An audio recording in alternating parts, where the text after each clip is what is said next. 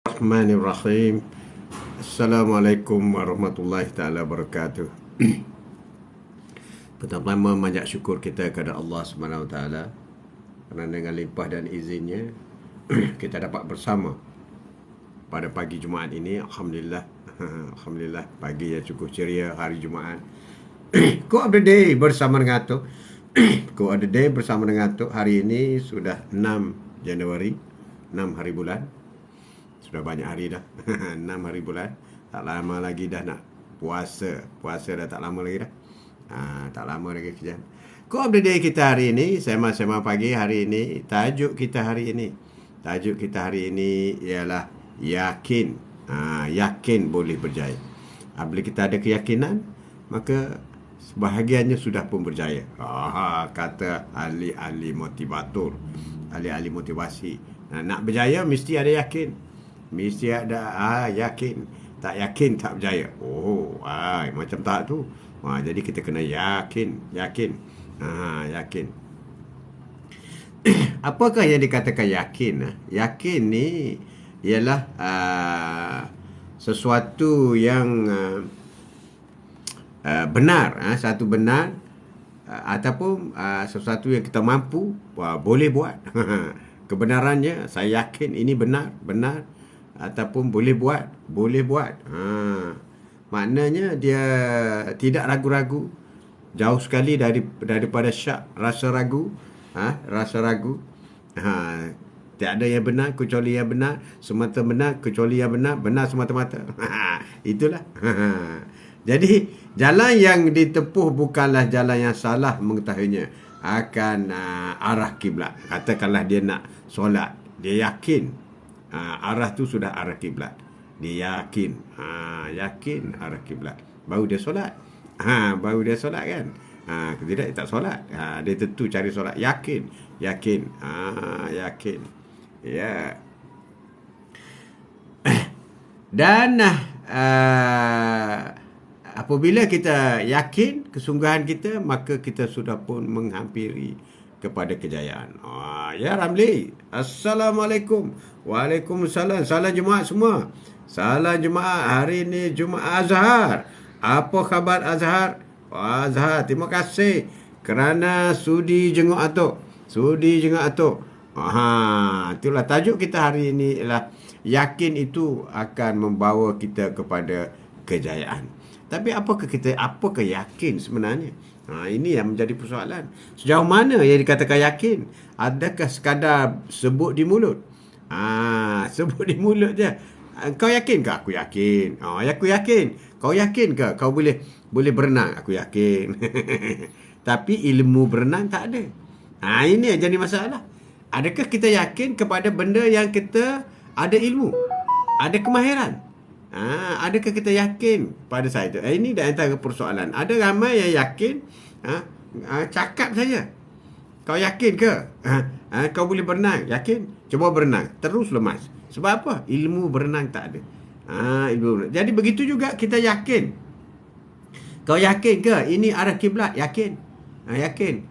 Bila start solat, rupa-rupanya membelakangi kiblat.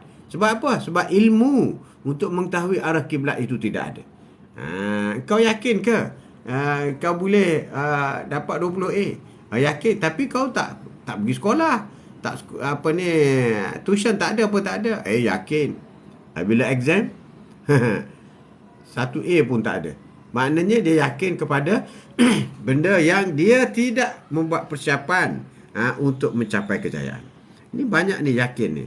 Banyak yakin. Kau yakin ke masuk syurga? Yakin. Kita orang Islam masuk syurga. Yakin ke masuk syurga? Tapi solat tidak. Puasa tidak. Haji tidak. Zakat tidak.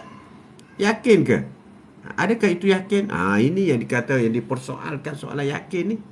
Yakin ini penting. Makna yakin itu penting. Terlalu penting. Supaya kita memahami yakin itu. Bukan sekadar sebut saja. Jadi yakin bukan sekadar lafaz saja. Tapi yakin mestilah disusuli.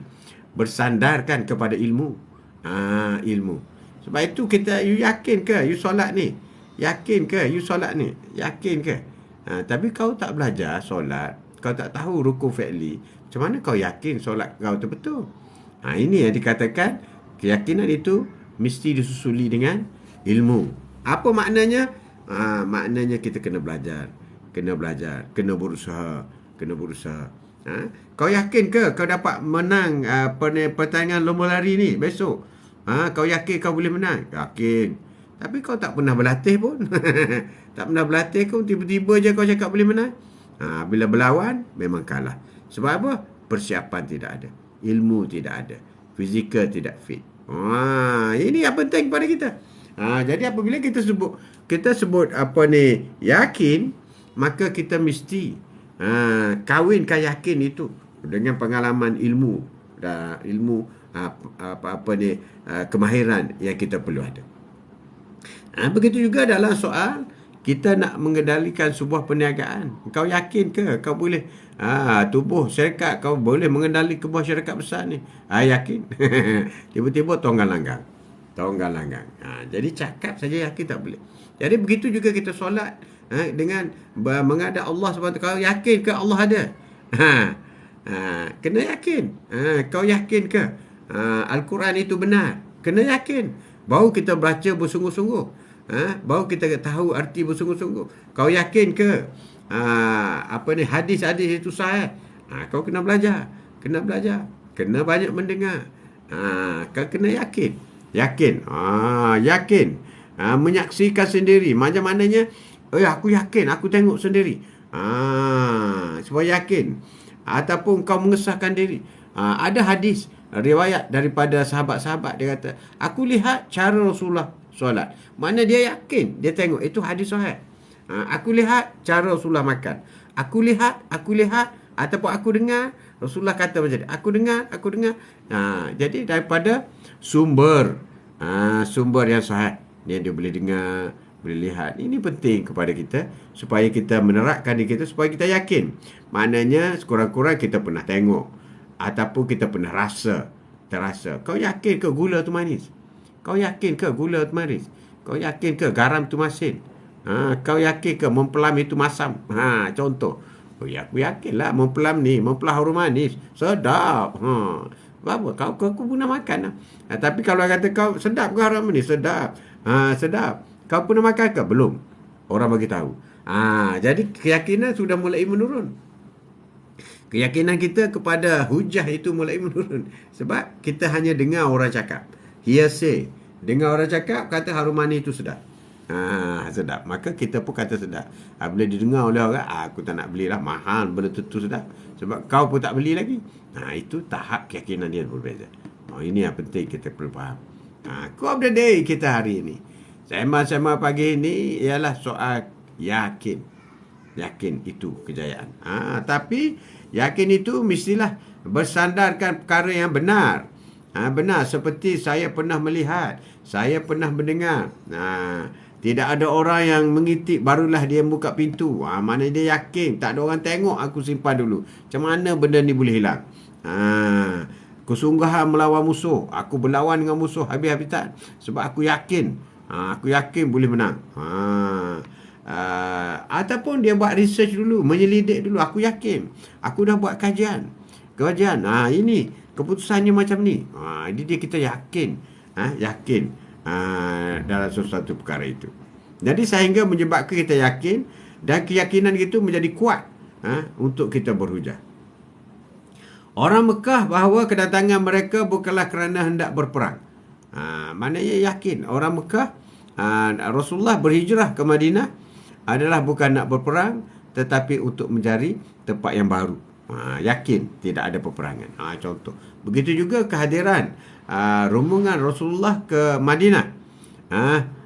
Madinah, maka bukan untuk peperangan, tapi untuk keamanan. Yakin. Kita kena yakin kepada perkara-perkara. Itulah yakin. Yakin meliputi dalam semua benda. Semua benda, termasuk dalam kehidupan seharian, beribadat dan sebagainya. Untuk menjadi pengejaran kepada kita. Dari segi keyakinan kita supaya kita yakin kepada apa yang kita buat, apa yang kita lakukan. Ha? Ada tahap-tahap tertentu bagaimana kita nak meningkatkan keyakinan kita. Seperti bayangkan kejayaan anda. Kita boleh bayangkan kejayaan kita. Percaya kepada perkara yang hebat. Jika anda berasa ragu-ragu, coba dengar muzik dengan bunyi bass atau coba berpura-pura untuk menutup ketidakpastian anda serta terus cabar diri anda supaya sentiasa berkeyakinan. Ni lain macam dia. Cara dia berkeyakinan. Bayangkan kejayaan anda. Bayang kejayaan anda.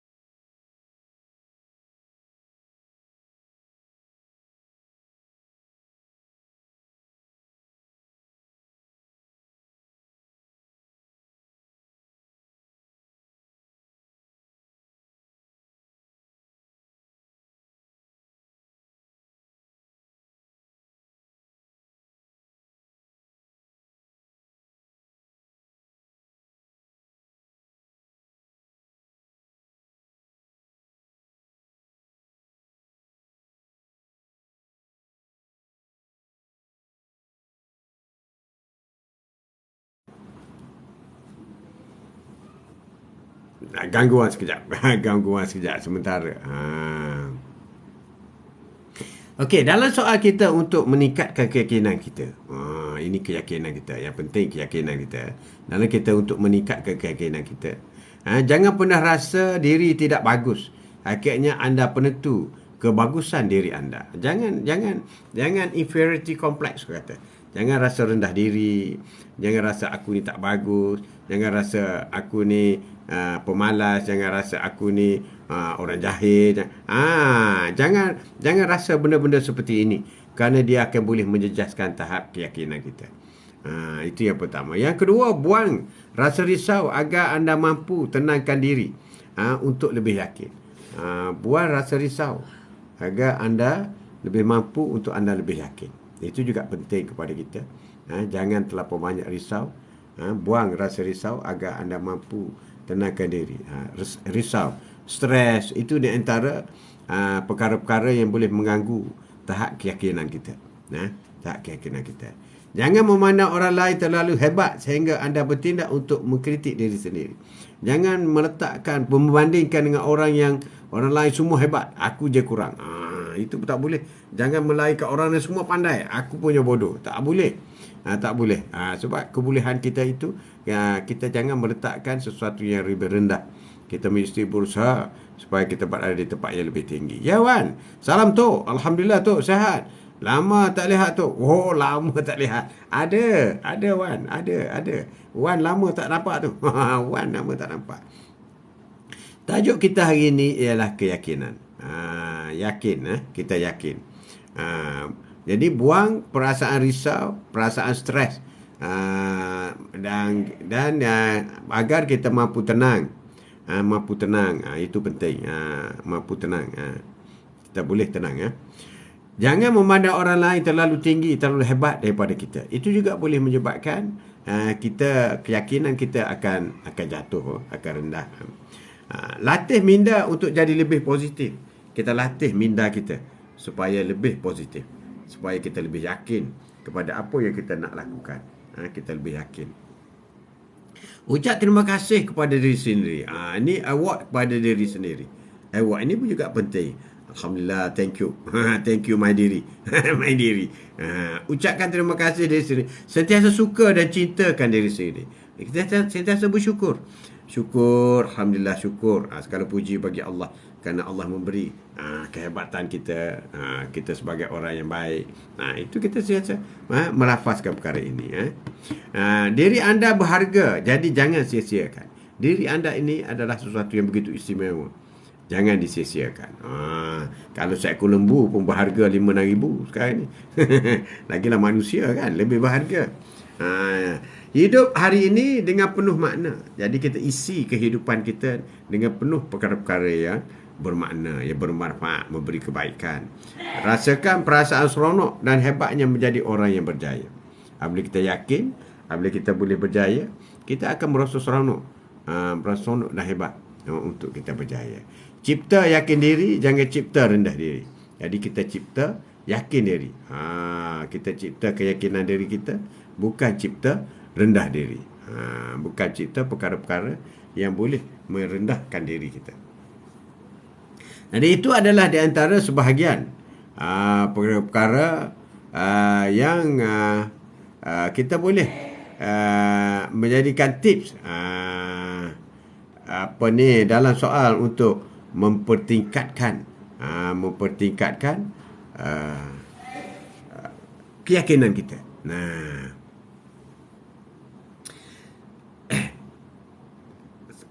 Keyakinan kita di antara yang paling penting ialah dalam soal ibadat. Soal ibadat.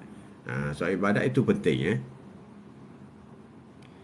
Ibadat ini kita kena yakin bahawasanya kita yakin pertama sekali, terutama dalam soal rukun iman, kita kena yakin rukun iman, rukun Islam, kita kena yakin Allah itu ada, kita kena yakin Nabi Muhammad itu pesuruh Rasulullah, kita kena yakin semua perkara-perkara ini itu hakiki, dan kita kena belajar supaya kita mendapat sebab itu apabila kita yakin kepada adanya syurga dan neraka, maka sudah semesti kita menjadi orang yang baik.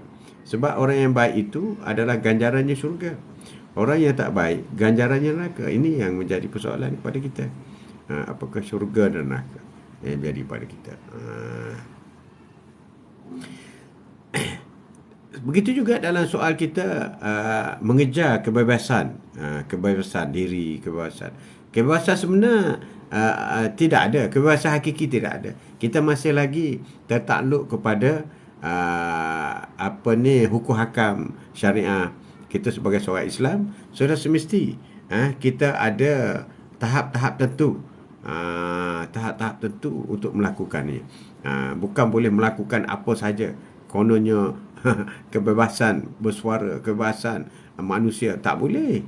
Apa yang haram tetap haram. Buka aurat, tutup aurat haram, itu jelas. Bukan, ini kebebasan saya suka hati saya lah. Nak buka rambut tak boleh. Tak boleh. Yang tak boleh. Jadi tidak akan wujud. Jadi keyakinan kita kepada amalan-amalan kita, kebebasan itu ada hadnya. Ya, Rahmat Craft Design. Assalamualaikum Ban, semua sahabat. Waalaikumsalam warahmatullahi wabarakatuh. Dan dalam kehidupan kita ini juga, biasanya kita akan menempuh hidup dengan perkara yang di luar daripada jangkaan. Kerana itu adalah ketentuan daripada Allah SWT. Ada banyak perkara yang berlaku di luar daripada jangkaan. Tetapi ada juga perkara berlaku hasil daripada apa yang kita lakukan. Seperti kalau kita berhutang, sudah semesti kita akan rasa stres. Kalau kita tak bayar, kita akan jadi bankrupt. Itu hasil daripada apa yang kita lakukan. Perbuatan kita itu kita kena aja. Kita kena jaga. Kita kena jaga supaya kita tidak terlibat dengan perkara-perkara yang seperti itu. Akan boleh menyebabkan kita rasa tertekan, kita rasa tertekan dan kita rasa perkara-perkara itu boleh mendatangkan ketidakyakinan kita kepada diri kita. Tidak yakin.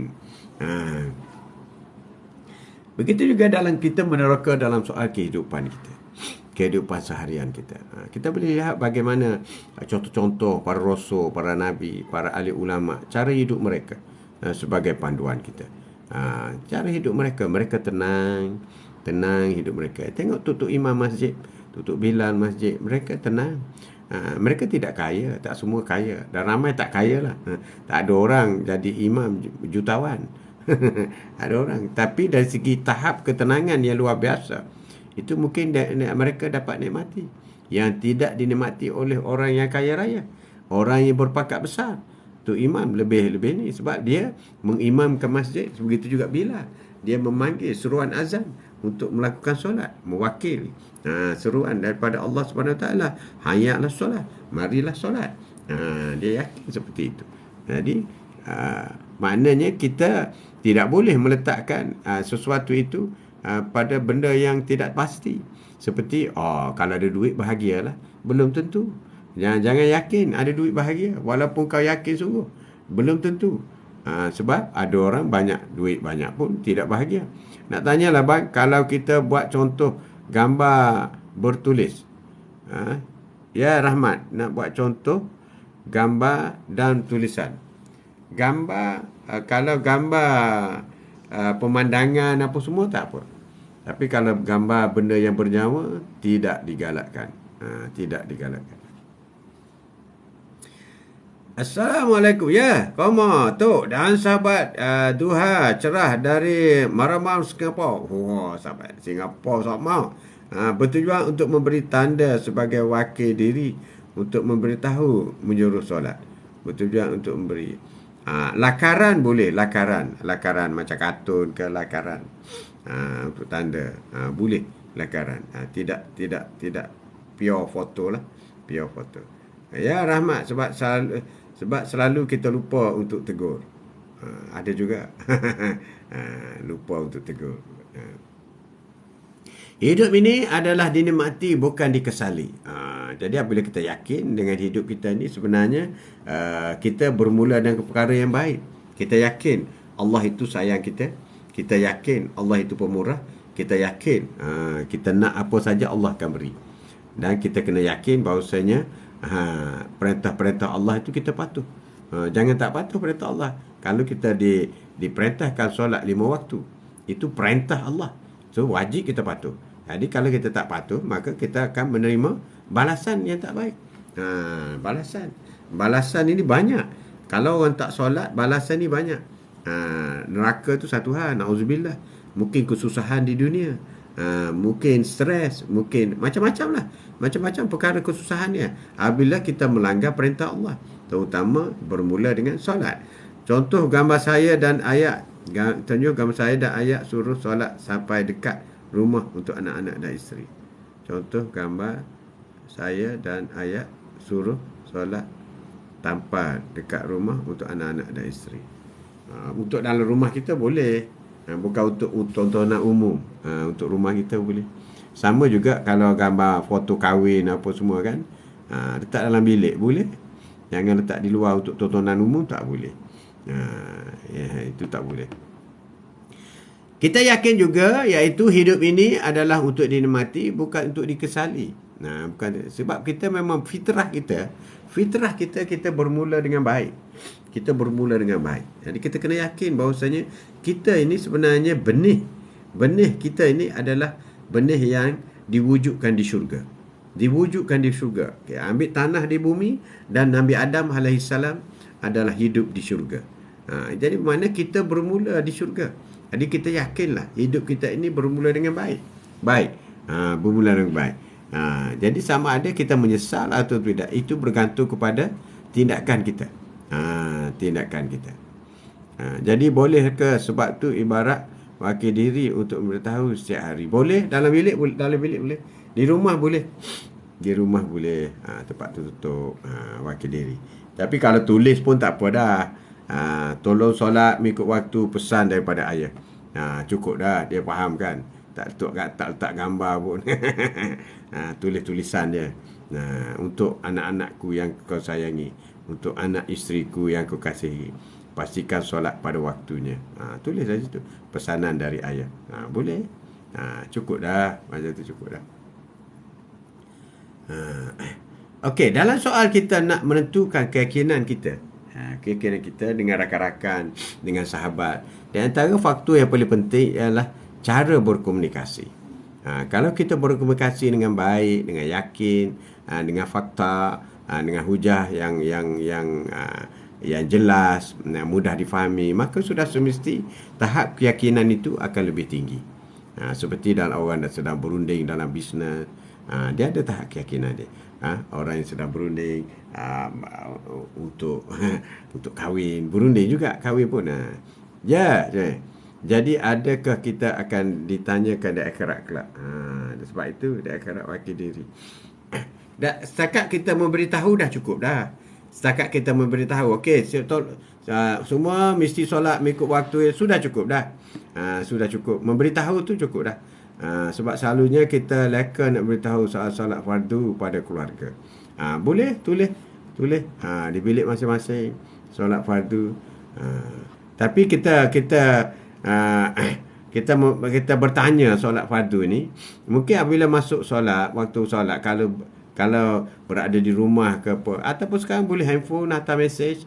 Kita ada family message kan, WhatsApp group dalam anak-anak kita hantarlah apabila kita solat, masuk waktu zuhur, hantar, okey, semua dah solat ke, hantar macam tu, dah okey dah. Kita WhatsApp group kan, WhatsApp group dalam family, anak-anak, isteri, yang kita gunakan untuk berkomunikasi pun boleh.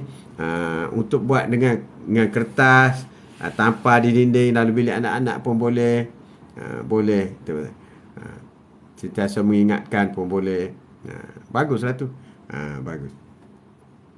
Jadi tajuk kita hari ni ialah dalam soal keyakinan. Ramai orang tak yakin pasal syurga neraka, tak yakin. Betul ke neraka ni membakar? Tak yakin. Betul ke bakar syurga? Itu semua tak yakin. Apabila tak yakin, maka menyebabkan dia tidak beribadah. Tidak beribadah. Itu yang perlu kita fahami. Itu yang perlu kita fahami. Jadi setiap yang tersimpul pasti akan ada penghujungnya. Ini yang penting. Jadi apabila kita menghadapi sesuatu persoalan dalam hidup kita, setiap persoalan itu ada penghujungnya. Sebab kita selalu leka nak beritahu soalan solat. Tapi masa kita terlupa tak apa. Masa kita ingat, kita beritahu lah. Jadi soal leka tu mungkin kebetulan anak-anak, isteri tidak bersama dengan kita, itu tak ada masalah. Cuma kita sentiasa pesan hari-hari ke, itu kita boleh buat. Tolong solat, jangan tak solat, tanya macam tu. Setiap kali jumpa tanya, dah solat belum, jangan tinggal solat. Itu pun cukup dah. Sebab tu kadang-kadang kalau kita boleh tarik pergi masjid, itu lagi cantik. Jom kita pergi solat masjid, yang lelaki lah. Yang lelaki. Ya Ina Umar, Assalamualaikum. Waalaikumsalam Ina. Apa khabar? Tajuk kita yakin. Yakin. Jadi apabila kita yakin kepada sesuatu masalah yang kita hadapi, maka kita akan membuat andaian bahawasanya tiada ada benda yang tak boleh diselesaikan. Mesti ada cara berdasarkan apa yang terbaik untukku bukanlah yang terbaik untuk orang lain. Jadi itu juga suatu persoalan kepada kita. Apa yang baik kepada kita tak semestinya baik kepada orang lain. Apa yang baik pada orang lain belum tentu baik untuk kita. Zati, ya, Assalamualaikum tu. Waalaikumsalam. Yakin boleh. Yakin boleh. Kita yakin boleh. Sejauh mana kita yakin? Ada cakap saja. Di awal perbincangan tadi, Atuk dah beritahu, yakin ini mesti kita ada asas. Kita ada asas. Kita ada ilmu. Macam contohnya kita kata, okey, boleh tak kau berenang sungai ini melintas sampai ke tepi sebelah sana? Boleh? Aku yakin boleh. Tapi sebenarnya dia tak ada ilmu berenang. Dia tak pandai berenang. Hanya dia cakap saja yakin. Adakah dia boleh lepas? Sudah tentu dia tak boleh lepas. Tenggelam dalam sungai. Wisma yakin. Usman, Wisma yakin. Tu ingat Wisma yakin. Mana tu? Wisma Yakin. Wisma Yakin. Jalan apa? Masjid India. Wisma Yakin. Itulah. Kita kena yakin dengan apa yang yakin tu mesti disusuli dengan ilmu. Kita yakin tak Allah terima solat kita? Kita yakin tak? Yakin. Sebab apa? Sebab kita sudah ikut rukun fi'li. Kita sudah baca Al-Fatihah dengan baik. Kita ambil wuduk dengan baik. Bermula dengan wuduk yang baik. Dan kita yakin kita menghadap kiblat yang betul. Kalau di masjid tak apalah. Kalau di tempat lapang kita kena tahu arah kiblat yang betul. Kita kena yakin di situ. Itu yakin itu penting. Yakin itu mesti ditampal dengan ilmu. Yakin ilmu bertindak Zaiti. Cantik. Betul tu. Sebab ada kita yakin tapi yakin sembrono. Yakin sembrono. Kau yakin kau dapat 20A exam tahun ni? Yakin. Kau tuition tak ada, sekolah pun ponteng saja. Itu belum tentu. Sebab yakin yang tidak ditampal dengan, tidak disokong dengan hujah. Hujah itu keyakinan kita. Begitu juga kita nak berjaya dalam dunia perniagaan. Adakah kita tahu mengurus sebuah syarikat? Adakah kita tahu product knowledge? Adakah kita tahu rule and regulation dalam sesuatu perundangan untuk mengendalikan sebuah perniagaan? Itu semua kena ada knowledge. Ya, Joy, kita kena yakin Malaysia boleh menang dengan Thailand esok. Kita boleh yakin dengan Malaysia menang setelah kita lihat pemain-pemain kita sejauh mana skill-nya, pengalamannya, jati dirinya, persiapannya. Itu semua kena ambil kira. Bukan setakat menang dengan orang lain, dengan tim lain, maka dengan tim Thailand juga akan menang. Belum tentu. Kita kena tengok dari segi tahap skill pemain Thailand. Itu maksud yakin di situ. Yakin itu, sebab itu dalam kita nak berhujah, memberi pandangan dan pendapat, kita mesti ada fakta kita. Kenapa kita berkata demikian?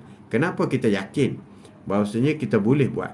Kenapa kita yakin bahawasanya kita boleh mencapai kejayaan? Bila yakin di situ, mesti ada fakta dia. Ya Ali, Assalamualaikum Ayaji. Waalaikumsalam, apa khabar? Lama tak nampak Ali. Khabar baik. Selamat pagi Jumaat. Ya, semoga Allah SWT memberi kesihatan. Amin. Dah sihat belum? Masih lagi bertokat ke? Lama Ali. Lama. Itulah dugaan cobaan. Sabar je lah. Sabar. InsyaAllah dapat banyak pahala. Jadi kita yakin. Apa yang tersirat bukanlah itu surat. Maka bertanyalah. Kadang-kadang banyak sesuatu perkara itu dia tersurat. Bukan tersirat. Jadi untuk kita meyakinkan, mendapat keyakinan itu, kita kena belajar. Belajar. Belum lagi Ali. Aduh, lamanya. Lamanya. Itulah. Jadi tajuk kita hari ini ialah yakin. Yakin dalam hidup kita. Kita kena yakin. Semasa kita belajar, sekolah pun kita kena yakin. Kalau kita nak melibatkan dalam sesuatu bidang, kena yakin. Bila kita ditawarkan sesuatu jawatan yang kita pohon ataupun ditawarkan, kita kena yakin. Kita kena yakin. Yakin itu, yakin kita boleh buat. Yakin kita ada pengalaman. Itulah di antara perkara-perkara yang penting yang kita harus simpulkan hari ini. Okey, tahap keyakinan kita seperti mana apabila berhadapan dengan masalah-masalah besar dalam rumah tangga. Kita kena yakin kepada kebolehan suami kita, kebolehan diri kita. Kita kena yakin. Ilmi, macam mana nak yakin bila nak jumpa orang yang benci kita atau tak suka kita? Bagaimana nak yakin? Kita ada sebab musabab. Kita nak jumpa dia tu untuk apa? Kita nak jumpa dia tu kena ada sebab. Kita dah tahu dah. Orang tu benci kita. Kita kena tahu. Dia benci kita sebab mungkin dia tidak perlukan kita. Kalau dia perlukan kita, sudah semesti. Walaupun sebelum ini dia benci kita, tapi dia tidak akan membenci kita. Dia akan menerima kita baik sebab dia memerlukan kita. Ini sikap semula jadi manusia. Kalau dia memerlukan, kita lihat bagaimana kucing itu akan jadi baik dengan kita kalau kita sediakan makanan untuknya. Selalu bagi makanan. Kita lalu je dia rapat dengan kita.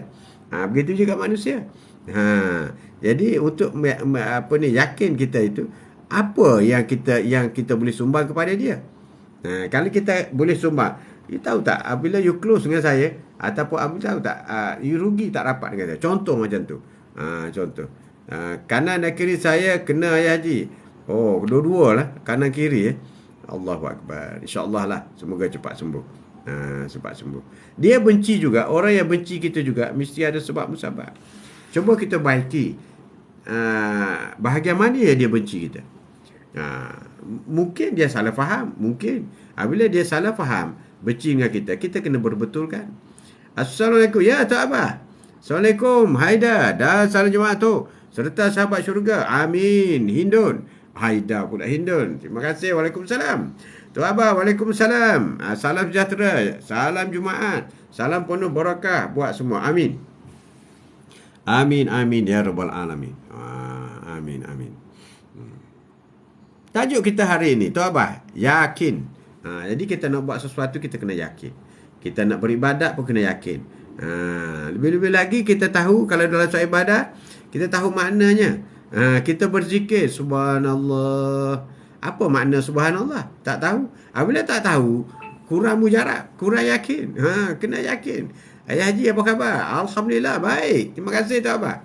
Terima kasih Tok Abah. Terima kasih Hindu. Terima kasih. Terima kasih Hindu. Jadi kita kena yakin apabila kita mengerti dalam sesuatu isu itu. Dalam sesuatu amal ibadat itu. Kita tahu. Sama juga kita membaca surah Al-Fatihah. Kita yakin, kita tahu. Kita yakin bacaan kita diterima dengan baik. Kita yakin. Dan kita juga boleh menjiwai, memahami kerana kita faham makna Al-Fatihah. Tapi kalau kita tak faham, keyakinannya tidaklah begitu tinggi sangat. Begitu sangat. Kalau kita faham, apabila kita baca Iyyaka na'budu wa iyyaka nasta'in. Jadi apabila kita baca Iyyaka na'budu wa iyyaka nasta'in, padamulah kami sembah dan padamulah kami mohon pertolongan. Jadi apabila kita kuat, kita yakin bahawasanya pertolongan itu hanya daripada Allah SWT. Itulah pertolongan yang mutlak. Maka kita akan menjiwai membaca Iyyaka na'budu wa iyyaka nasta'in itu dengan penuh perasaan, jiwa dan raga. Wah, hebat tu. Benar Haji, faham dengan hati akan setiap yang kita lafazkan. Untuk mendapat tahap keyakinan Tok Abah, kita mesti kena faham apa kita buat. Sama juga kalau kita nak buat kereta, you yakin ke boleh buat kereta? Boleh dengan syarat kau ada ilmu kereta. Contoh macam tu. Tu ada manusia tak yakin pada Allah dalam semua hal, takut melaksanakan amal makruh nahi munkar. Orang tak yakin dengan Allah dia kafir. Tak yakin dengan Allah tak boleh. Sebab yakin itu rukun iman. Orang yang tak beriman tak boleh. Kita kena yakin. Qada kena yakin. Rezeki milik Allah kena yakin. Syurga neraka itu wujud. Kita yakin ada. Kena yakin. Tak boleh Wan. Yakin kepada ibadat ini mesti yakin yang tidak ada tolak bandingnya. Mesti solid. Hindu, mohon maaf. Zahir batin tu dan sahabat syurga, sama-sama mohon maaf. Zahir batin sahabat syurga, insyaAllah. Amin. Jumpa lagi insyaAllah. Terima kasih Dun. Betul tak Abah? Betul. Jadi kita kena yakin. Yakin ini mesti bersama dengan ilmu, pengalaman, kajian kita, apa yang kita lihat, apa yang kita dengar. Itu di antara fakta-fakta yang boleh menyebabkan kita yakin. Pagi ni tajuk apa ya Hadi? Yakin. Tajuk kita hari ni. Yakin. Kenapa kita yakin? Yakin itu sudah, apabila kita yakin, sebahagian sudah berjaya. Apabila kita yakin, kita boleh lari 100 meter dalam masa 15 saat. Contoh macam tu. Kita yakin boleh, yakin. Tapi adakah kita berlatih? Adakah kita ada ilmu dalam larian itu? Kalau kita hanya cakap saja, maka keyakinan itu tidak akan mencapai apa-apa hasil. Jadi sebab itu yakin mestilah disusuli dengan atau bersama dengan ilmu yang kita ada. Sebab itu Atuk kata, dalam semua soal kehidupan, kau yakin ke kau boleh jadi suami yang baik? Yakin? Habis itu kau Quran tak boleh baca, solat tidak, zikir tidak, nak jadi suami yang baik macam mana? Kalau you tak boleh beribadat, berarti kau suami yang tidak baik. Tapi dia baik tu, suami saya baik, dia bagi duit apa semua, tapi dia tak solat. Apabila tak solat, tak baik di segi orang Islam. Kalau kau kata baik, orang yang tak solat sama dengan orang bukan Islam. Orang bukan Islam pun baik. Orang bukan Islam pun bantu orang Islam, bantu. Orang bukan Islam pun bantu buat masjid, ada, bantu. Tapi adakah dia baik? Tidak. Dia tidak baik sebab dia tidak beriman. Apa arti tidak berminat? Berarti dia tidak dia mengingkari perintah Allah. Apabila orang kafir dia mengingkari perintah Allah, berarti dia jahat. Dia jahat. Ini yang dikatakan sebenarnya siapa orang baik. Sebab tu orang bukan Islam semua tidak baik. Cuma dari segi adab kata baik kerana dia suka membantu. Suka membantu itu bukan faktor yang mutlak untuk meletakkan seseorang itu akan baik. Faktor yang besar ialah orang yang beriman. Itu orang baik. Orang beriman. Itu orang baik. Ya, Siti Nur. Assalamualaikum. Waalaikumsalam. Sarapan. Sarapan. Dulu tu, ya silakan. Saya yakin ada rezeki hari ini. Rezeki saya ni. Walaupun gaji dah habis. Gaji dah habis. Hari ni berapa hari bulan? Hari ni baru 6 hari bulan. Takkan dah habis dah. Kalau nak habis pun tunggulah 20 hari bulan lagi. Awalnya habis. Jadi setiap keyakinan kita, begitu juga kita boleh kita mengendalikan sesuatu pekerjaan, sesuatu perniagaan apa semua. Mesti kita ada ilmu. Sebab itu mencari ilmu. Kalau nak selamat di dunia, kena ada ilmu. Nak selamat di akhirat, kena ada ilmu. Nak selamat di dunia dan di akhirat, kena ada ilmu. Apa yang dikatakan nak berjaya di dunia, nak selamat di dunia, kena ada ilmu. Ilmu. Macam kita kata nak selamat rumah tangga kita. Kita kena ada ilmu. Kita kena belajar sebagai seorang suami. Dan kita kena belajar sebagai seorang isteri. Rukun rumah tangga. Itu juga kena ada ilmu. Bukan jalan-jalan. Bukan datang begitu je. Kena belajar. Kena belajar Siti Nur. Ya baik di mata manusia tapi di mata Allah tidak baik. Punya apa-apa sama dengan orang yang kufur. Betul lah tu Abah. Betul. Sebab ramai orang keliru. Orang Islam keliru. Yang mengatakan apabila orang bukan Islam tu buat baik, maka ambillah dia sebagai ketua kerana dia baik. Tak betul. Tak betul. Tak boleh. Tak boleh. Memang tak boleh. Tak boleh. Bahkan sampai peringkat berdosa. Apabila ada orang Islam tetapi oleh kerana orang bukan Islam kamu kata baik, maka kamu pilih dia sebagai ketua. Tak boleh. Itu tak boleh jelas. Ya Wan, tak yakin pada siasat politik, muamalah Islam ini boleh merosakkan umat. Betul. Seperti mana juga orang tak yakin melaksanakan hukum Allah. Bagi mana-mana pemerintah yang berkesempatan menjadi pemerintah tidak yakin dengan hukum Allah, maka sudah semesti dia akan dijawab di pada mahsyar nanti. Dia tanggunglah seksa Allah. Tanggung. Tapi kita lihat sekarang negeri Perlis mulai menghapuskan lesen judi seluruh Perlis yang terbaru. Jadi sekarang Perlis, Kedah, Kelantan, Terengganu. Baru 4 negeri. Kita ada 14 negeri. Bila lagi nak hapuskan judi? Ini baru satu saja unsur dosa. Banyak lagi yang lain. Belum lagi pusat jual arak, belum lagi disko, belum lagi pusat judi. Banyak lagi yang akan ditanggung. Siapa jadi pemerintah, tanggunglah. Kau tanggunglah. Kerana kau tak mampu. Kalau kau tak mampu buat, kau jangan jadi pemerintah. Jangan mencari alasan. Ada pemerintah mencari alasan. Kalau kau tak boleh buat, tak apa. Buat sikit-sikit. Buatlah. Kau jawablah depan Allah nanti. Kau jawablah depan Allah pada mahsyar nanti. Apabila kau ditanya, hoi, kau jadi Perdana Menteri, apa kau buat? Kau jawablah. Kau jawab. Dengan manusia bolehlah jawab. Dengan manusia boleh jawab. Sebab kita kena yakin kita boleh buat. Tabik tu. Alhamdulillah. Wan Muhammad. Ya Wan. Itu kita kena yakin kita kena buat. Kalau tak buat tak boleh. Tapi kalau tak buat, kita tak perlu marah kat dia. Engkau tak nak buat, engkau lah yang berdosa. Sebab engkau yang ambil jawatan tu. Sebab itu zaman Khalifah dulu, zaman Rasulullah, ramai sahabat-sahabat bila Rasulullah nak lantik megang jawatan, dia orang tak nak. Dia orang tak nak. Sebab dia orang tahu. Dia tak yakin dia boleh buat. Dia tak yakin boleh pikul amanah. Dan bila tak yakin, tak buat, maka jika tidak mampu memenuhi amanah, maka jika dia menzalimi orang lain, maka dia tidak akan masuk syurga. Jadi sahabat Rasulullah dulu cukup takut kalau dikatakan tak masuk syurga. Bukan macam orang sekarang. Orang sekarang kalau kata tak masuk syurga, dia senyum je. Allahu Akbar. Sebab itu orang sekarang takut mati. Zaman Rasulullah dulu, sahabat-sahabat tak takut mati. Zaman Rasulullah dulu, para sahabat pergi menziarah sahabat yang sakit. Apa dia kata? Dan nazak ni, dia pertama sekali dia mengajar asyhadu an la ilaha illallah, asyhadu anna muhammadar rasulullah. Semoga meninggallah kamu dalam husnul khatimah. Husnul khatimah. Dan dia mengucapkan congratulations, tahniah. kerana meninggal. Kerana meninggal, tahniah dulu.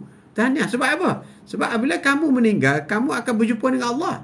Sebab apa? Apabila kamu meninggal, kamu akan masuk syurga. Sebab apa kamu congratulations kawan kamu? Sebab kawan kamu itu apabila dia meninggal, insya-Allah dia masuk syurga dengan ibadatnya, amalnya. Lebih lagi orang yang dijamin syurga. Sebab tu kita kena ucap tahniah. Tahniah dia meninggal. Dan ada orang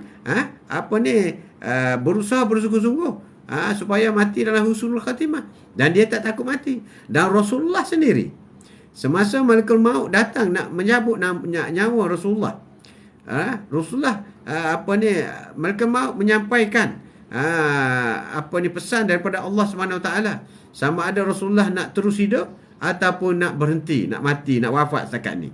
Apa pilihan? Kalau kau nak terus hidup, malakul maut kata aku akan balik semula ke langit. Rasulullah kata tak ada, aku bersedia untuk wafat. Jadi Rasulullah ini ada pilihan.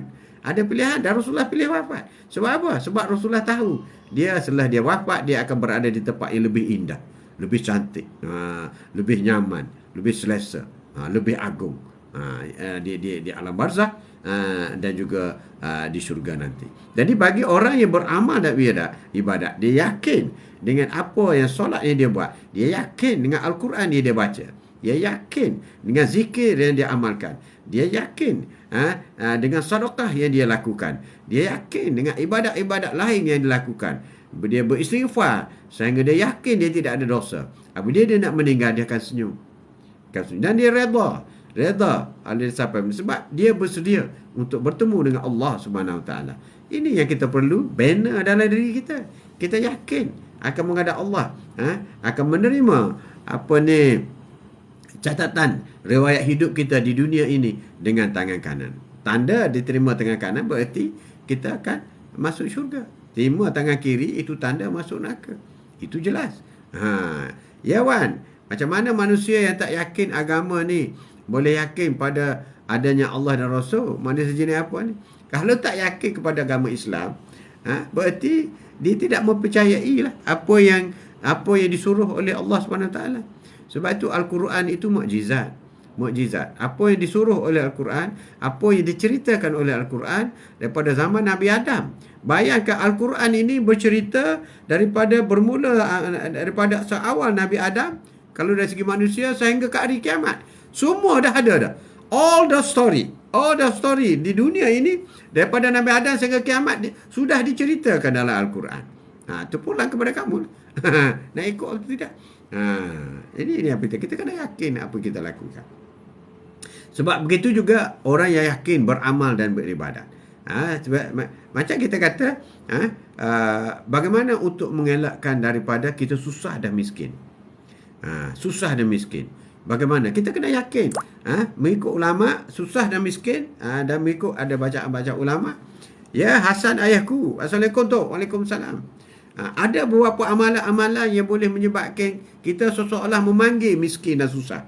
Miskin memanggil. Pertamanya seperti kita kata, kita orang yang malas solat. Orang yang malas solat ini berarti kamu memanggil kepada kesusahan dan kemiskinan, stres dan sebagainya.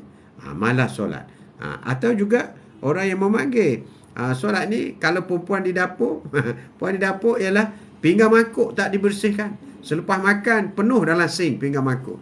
Itu juga mengikut ulama ialah mengundang kesusahan dan juga kemiskinan.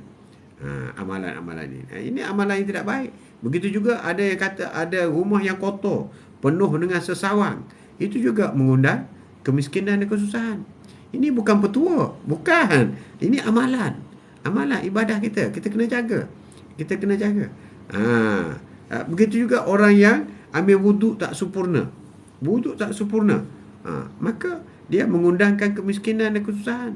Sebab apabila wuduk tak sempurna, solat juga tidak sempurna. Ini amalan-amalan yang mudah yang kita lakukan setiap hari. Yang kita berdoa semoga kita ni senang, semoga kita ini kaya, semoga kita ini murah rezeki. Tapi dalam masa yang sama kita mengamalkan perkara-perkara yang mengundangkan kepada kesusahan dan kemiskinan. Untuk orang perempuan seperti contoh mudah. Lepas makan malam, tinggal begitu, besok pagi baru basuh. Itu amalan syaitan. Amalan yang menggunakan, menggamit kesusahan dan kemiskinan. Sedangkan dalam solat kita berdoa, Ya Allah, Ya Tuhanku, berilah rezeki, Ya Allah, Ya Tuhanku, bahagia keluargaku. Tapi sedangkan amalan kita yang kita buat berlaku di sebaliknya. Ya Asaku, terima kasih. Terima kasih Asaku. Malas solat, tak basuh pinggan, sampah dibiarkan sampai berulat, tak bersuci. Cantik Hasan. Betul lah tu. Itu amalan-amalan yang menggamit kepada kesusahan. Susah ni termasuklah miskin. Termasuk huru-hara rumah tangga. Coba kau pergi tengok. Banyak rumah tangga, keluarga huru-hara, rumah tangga dia. Kau tengok rumah dia kotor. Pakaian berlipangan. Permainan anak-anak tak teratur. Maka rumah tangga dia tak payah cerita. Kita pergi tengok je kita tahu. Rumah tangga dia adalah berada dalam keadaan huru-hara, tak sempurna. Peratus penceraian keluarga Islam tinggi tu. Peratus penceraian keluarga Islam tinggi. Bukan Islam pun tinggi. Tapi tak cerita lah. Tak cerita. Tapi dia memang tinggi lah. Akhir-akhir ini lagi tinggi. Lagi tinggi. Sebab mereka tidak yakin dengan ujian daripada Allah SWT. Ujian itu juga kena yakin. Nak taubat kena solat taubat ke? Solat taubat bukan solat taubat sebenarnya. Solat taubat ni adalah salah satu daripada amalan solat sunat. Kalau nak taubat, yang penting sekali kita mesti Fatimah, kalau nak taubat kita mesti melalui 3 proses. 3 proses. Solat taubat itu yang terakhir. Yang terakhir. 3 proses yang pertama ialah kita menyesal di atas dosa yang kita lakukan, kesilapan yang kita lakukan, maksiat yang kita lakukan. Menyesal. Yang kedua, kita tidak akan ulangi lagi. Dosa, kesilapan atau perkara yang buruk itu. Dan yang ketiga, kita benci kepada perkara-perkara buruk itu. Dan yang keempat, kita boleh banyak beristighfar dan solat sunat. Astaghfirullahalazim. Itu beristighfar dan solat sunat taubat. Solat sunat taubat. Solat sunat taubat ni ialah di antara solat sunat. Solat sunat taubat. Itu 4. Tapi kalau kesalahan dengan manusia, mesti kena diminta maaf dengan manusia. Itu syarat yang khusus. Ya Haji, saya nak tanya, Malaysia West Thailand, siapakah yang menang? Atuk tak ikut sangat permainan Malaysia, permainan di Asia. Atuk follow EPL saja. Satu league saja. Malaysia itu tak ikut Ali. Kalau league atuk ikut. Sekarang leading Arsenal. Arsenal. Dan second ialah Newcastle. Newcastle ni tahun lepas dia tepat di antara tempat 5 tercorok. Tahun ini dia second sekarang. Dia mengatasi, kata silap atuk, Manchester City setelah dibeli oleh Arab Saudi. King Arab Saudi beli 350 million euro Newcastle dengan memasukkan pemain-pemain baru. Tapi Newcastle tidak membeli star, tapi dia membeli pemain-pemain yang hebat. Sekarang ranking dia duduk tempat yang kedua. Itu tahulah. Tempat atuk ikutlah. Malaysia atuk tak ikut. Pemain pun tak ingat mana satu dah. Ya, silakan untuk. Assalamualaikum Putri Bayu. Waalaikumsalam Putri Bayu Senja. Apa khabar? Waalaikumsalam. Apa khabar Putri? Maaf tu nak tanya. Ya Wan, comel batik tu. Makin power. Ni atuk kain Sarawak. Atuk selalu pergi Sarawak kan dulu. Jadi kain dia tu sepatut kain sarung, kain ni pattern tu atuk buat baju macam ni. Atuk suka baju macam ni sebenarnya. Baju macam ni. Sebab kita kena ingat kita kena ingat masa kita solat atau aurat ni penting Aurat ni penting, terutama bagi wanita ataupun lelaki. Aurat ini juga aurat, mendedah aurat juga mengundang kepada susah dan miskin. Seperti kita kata mengambil wuduk tak tutup aurat. Itu juga mengundang kesusahan dan miskin. Kena tutup aurat, ambil wuduk tak tutup aurat. Ataupun selalu berjalan daripada bilik air ke bilik tu kotak-kotak macam tu tak tutup. Itu juga mengundang kesusahan. Mengundang usahan. Dan satu lagi, baju yang terbuka luas ni. Bila baju terbuka luas kan, dia boleh nampak sampai ke pusat ni bila kau tunduk. apabila kau rokok, apabila kau sujud. Itu tak boleh. Itu tak boleh menyebabkan solat kita tak sah. Jangan hutang baju. Kalau orang perempuan lagilah. MU macam mana dia boleh rampas juara Liga Perdana? MU tak boleh. Masih lagi. Tempat keempat atau kelima. MU masih jauh. Liverpool masih jauh lagi. Jadi Atuk nak sambung yang aurat ini. Aurat ni, aurat laki-laki. Kadang-kadang orang pakai t-shirt kan. T-shirt nampak sampai perut, nampak pusat. Apabila dia tunduk, apabila dia rokok kan, baju tu turun macam tu. Menampakkan aurat? Tak boleh. Aurat ini apabila dapat lihat daripada atas, batal. Apabila dapat lihat daripada ni, pergelangan tangan ni, nampak sampai ke dalam, batal. Apabila kiri kanan, batal. Cuma aurat ni apabila dilihat daripada bawah je, tidak batal. Tapi kau jangan pergi jenguk. Maknanya kalau aurat kita terdedah daripada bawah. Sebab kalau kita rumah surau di kampung dulu kan, surau tu pakai lantai kayu, ada lubang. Tiba-tiba kau masuk bawah surau tu, kau nampak orang sedang solat. Dia pakai kain. Jadi kau nampaklah. Nampaklah semua. Masa tu tak batal. Tak batal. Ini yang kita tak perasan membatalkan. Mendedahkan aurat ni juga boleh menyebabkan kita susah dan miskin. Tambahan kepada Wan tadi. Tambahan. Tak tutup aurat undang kesusahan dan miskin. Tak tutup aurat undang kesusahan dan miskin. Bahkan kalau aurat itu terdedah kepada bukan muhrim, haram. Walaupun dalam rumah sendiri. Ramai orang membuka aurat dalam rumah sendiri. Sedangkan biras itu adalah haram. Haram. Adik-beradik, isteri dengan suami atau suami dengan isteri itu, dua-dua itu tak boleh didedahkan aurat. Haram. Jadi apabila pendedahan itu berlaku dalam rumah, mengundang kesusahan. Betul. Jangan undang. Jadi bagi laki-laki, mesti pakai baju yang sampai ke leher macam ni. Sebab apabila kamu rokok dalam solat nanti, tak nampak. Kalau tidak nampak terus sampai ke bawah. Tak boleh. Itu yang kita tak perasan semua tu. Tak perasan. Kenapa saya tengok yang tak tutup aurat tu senang lenang je hidup mereka? Ini bagus soalan ni. Yang tak tutup aurat senang lenang je hidup mereka. Yang kafir pun senang lenang.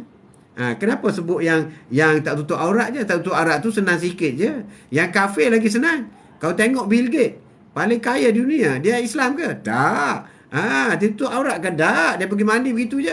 Orang Jepun, Korea. Apa tanda tu Zeti? Jangan melihat yang Islam je tutup aurat senang lenang. Itu tanda istidraj. Istidraj ni Allah benci. Bila dia benci, dia nak melaknatkan seseorang itu supaya lalai dengan Allah Subhanahu Wa Taala. Maka diberi kesenangan. Dunia ni di sisi Allah benda yang kecil saja dunia ini. Di sisi Allah benda yang tak ada nilai pun. Tipu daya saja dunia ni. Tak ada apa. Jadi kalau setakat aku tak tutup aurat tapi aku selalu pergi Mekah, itu nama istidraj. Istidraj. Ia dibenci oleh Allah Subhanahu Wa Taala. Nauzubillah min zalik. Maju ketat pun, terlampau ketat pun tak boleh. Tak boleh juga. Bagi saya, ya Madali, bagi saya lah, ayah haji orang Islam yang paling ramai di Indonesia, betul ke? Orang Islam paling ramai di Indonesia. Tapi ada beberapa, memang di dunia lah. Di dunia, bukan saja di Indonesia. Orang Islam paling ramai di dunia dalam satu negara ialah Indonesia. 270 juta. 200. Bahkan orang Islam yang paling ramai di dunia, di kelompok 500 juta lebih, ialah di Asia Tenggara. Daripada orang Islam di Indonesia, Thailand, Malaysia, Singapura, Brunei, Filipina, gabungkan semua ini, di Kemboja, 500 juta lebih. Itu di antara paling ramai, lebih ramai daripada tanah Arab. Orang Islam. Itu lali. Orang Islam ramai di sebelah sini tau. Bukan di sebelah Timur Tengah, tak ada. Orang Islam ramai di sebelah Asia Tenggara, Asia. Ya Wan, ramai saya jumpa peniaga puan pakai tudung tapi bershirt tangan pendek. Itu tak boleh. Tak boleh. Kalau dah buka aurat dalam Islam, kalau kau buka aurat, kau buka sikit ke, kau telanjang terus ke, dosa sama je. Dosa sama je. Kau tutup sikit. Itu sebenarnya dia pakai tudung macam tu Wan. Itu fashion. Orang bukan Islam pun tutup juga kepala. Pakai fashion. Dia pakai cap ke apa semua. Tapi di bawah terbuka. Sebab itu fashion. Kena bezakan. Walaupun dia orang Islam, dia bukan niat nak menutup aurat. Tidak. Dia itu fashion. Tutup kepala sebab apa? Tak nak rambut itu jatuh dalam makanan. Itu syarat untuk jadi seorang tukang masak. Mesti tutup kepala supaya rambut tidak jatuh dalam makanan. Dia tak fikir dari segi tutup kepala itu sebagai satu ibadah, iaitu tutup aurat. Itu lain. Maksud tu lain. Sebab itu dia tutup kepala kerana tak nak rambut jatuh dalam makanan. Tapi dia buka lengan, dia buka betih apa semua, itu cerita lain. Nak menarik pelanggan ke apa ke, na'udzubillah min zalik. Itu pandangan mereka. Yang mereka jangka itu betul. Jadi kita kena yakin apa yang kita buat. Sama juga apabila masuk waktu solat. Waktu solat kita kena yakin. Bila hayya 'alas solah, hayya 'alal falah. Hayya 'alas solah, marilah mengerjakan solat. Hayya 'alal falah, marilah menuju kejayaan. Itu kita kena yakin dengan ayat ini, dengan seruan azan ini. Marilah solat, mari menuju kejayaan. Solat dulu baru kejayaan. Tapi sejauh mana kita mengamalkan? Apabila masuk solat, tinggal kerja, terus pergi solat. Apabila kita masuk waktu solat, tinggal berniaga, terus pergi solat. Macam mana seorang perempuan pakai tudung yang betul, Ayah Haji? Macam mana pakai tudung? Pakai yang tutup aurat lah. Itu pakaian yang betul. Ya, Jaz. Assalamualaikum, Tok. Salam Jumaat Mubarak, Tok. Dan sahabat-sahabat syurga semua. Waalaikumsalam warahmatullahi ta'ala wabarakatuh. Terima kasih. Assalamualaikum, Mama Rukia. Waalaikumsalam. Apa yang membimbangkan anda? Ya, Wan. Bertudung. Macam mubalik Kristian bertudung. Itu kata. Mubalik Kristian pun bertudung juga. Tapi niat dia lain. Niat kita lain. Niat dia pakaian. Sebagai priest, sebagai seorang padri. Niat kita menutup aurat. Menutup aurat. Itu beza. Jadi kita kena yakin. Tajuk kita yakin hari ini. Kita kena yakin. Apabila kita kata hayya 'alas solah, hayya 'alal falah, kita kena yakin. Allah kata solat dulu baru kejayaan. Jadi kita kena buat. Ya Zaitun, Assalamualaikum, Tok. Waalaikumsalam. Jadi kita kena yakin. Sebab itu apabila dengar azan, kita jangan main-main. Jangan main-main dengan suruhan azan ini. Suruhan azan ini besar. Kita kena yakin suruhan Allah. Sebab itu dia bermula dengan Allahu Akbar, Allahu Akbar. Allah Maha Besar. Allah Maha Besar. Ya, Tok Ram. Tok Ram. Assalamualaikum, Tok. Salam. Waalaikumsalam. Salam Jumaat. Jadi kita kena yakin perkataan Allahu Akbar itu. Sebab Allah Maha Besar. Apa lagi lebih besar daripada Allah? Tidak ada. Dunia ini kecil saja. Dunia. Majikan kita. Siapa sahaja manusia dunia kecil saja. Daripada agung sampai ke bawah. Kecil. Presiden ke apa kecil. Yang besar masuk waktu kena pergi solat. Tapi berapa ramai orang yang tidak hirau. Apabila sebut Allah, berarti dia tidak yakin dengan Allahu Akbar itu ialah Allah yang Maha Besar. Ya, Waalaikumsalam. Kepada seorang lelaki pakai yang menutup aurat dengan betul. Pada lelaki-lelaki. Menata lelaki-lelaki menutup aurat yang betul ialah daripada pusat. Pusat sehingga kepada lepas lutut. Itu lelaki-lelaki. Itu paling minimal lah. Tapi yang cantiknya tutup lah. Dada apa semua ni. Paling minimal atas pusat sehingga lutut. Itu paling minimal. Paling minimal. Untuk lelaki-lelaki. Jadi kita kena yakin. Sebab itu dalam soal kita yakin kepada Allah Subhanahu Wa Taala, hayya 'alas solah, hayya 'alal falah. Marilah solat, marilah menuju kejayaan. Tok, kupas sikit. Jemaah lelaki yang duduk sembang luar masjid waktu khutbah, pahala dia kurang. Dia tak dapat pahala khutbah. Tak dapat. Dia tak dapat pahala khutbah. Rugi dia. Dan setengah ulama kata membatalkan. Sebab khutbah itu sebahagian daripada rukun solat Jumaat. Dia tak ada solat Jumaat tanpa khutbah, tak ada. Apabila solat Jumaat tanpa khutbah, dia jadi solat Zuhur. Apabila solat Zuhur kena 4 rakaat. 4 rakaat. Kalau 2 rakaat dia kena khutbah. Sebab tu khutbah itu wajib dengar. Jangan bercakap walaupun berkata tak boleh. Itu pun sudah membatalkan. Tapi kalau kita ada musakkah, kita ada problem, kita ada benda-benda yang mustahak, kita datang lambat, orang sudah habis baca khutbah, itu tak apa, dimaafkan. Tapi kalau kita sengaja bercakap, borak semasa baca khutbah, itu menjejaskan pahala solat. Setengah ulama kita batal solat. Tapi Atuk kata menjejaskan pahala lah. Sebab dia tidak fokus kan. Itu pendapat Atuk lah.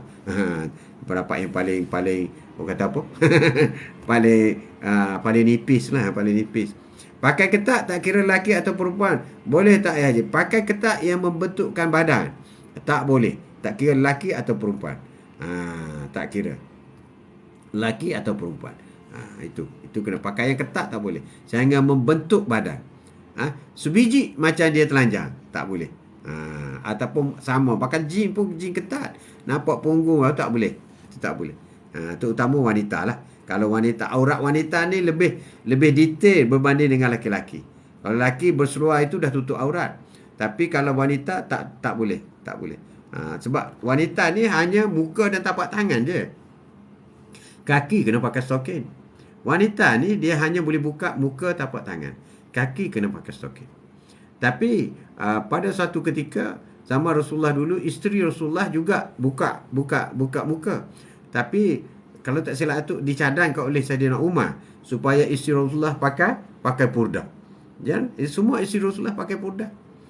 Arab kan, tu Arab yang tutup ni, tutup hidung ni, tutup hidung tutup ni. Jadi nampak mata sikit dengan tapak tangan, dan setengahnya pakai sarung tangan. Itu yang pakai.